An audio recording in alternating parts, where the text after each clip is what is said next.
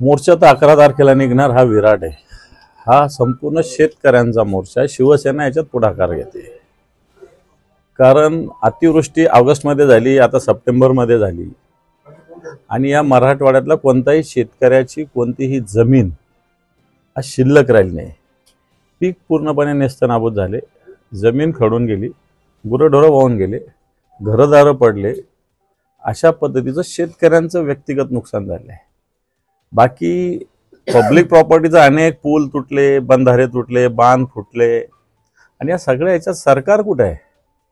या महाराष्ट्रातलं सरकार कुठं आहे? आणि म्हणून या सरकारने या शेतकऱ्याला न्याय दिला पाहिजे ही भूमिका घेऊन एक मराठवाड्याचा हंबरडा या नावाने आम्ही एक मोठा भव्य मोर्चा मान्य उद्धवजी ठाकरे साहेबांच्या नेतृत्वाखाली मराठवाड्याची राजधानी असलेल्या संभाजीनगर ठेवल्या. पण नुसतं ह्या मोर्चापुरतं हे आंदोलन नाही, तर 8 तारखेला महाराष्ट्रातल्या सगळ्या जिल्ह्यामध्ये, सगळ्या तालुक्यामध्ये, तहसीलवर आणि जिल्हाधिकारी कार्यालयावर निदर्शने सुद्धा याच विषयाला हाती घेऊन संपूर्ण महाराष्ट्रात होणार आहे.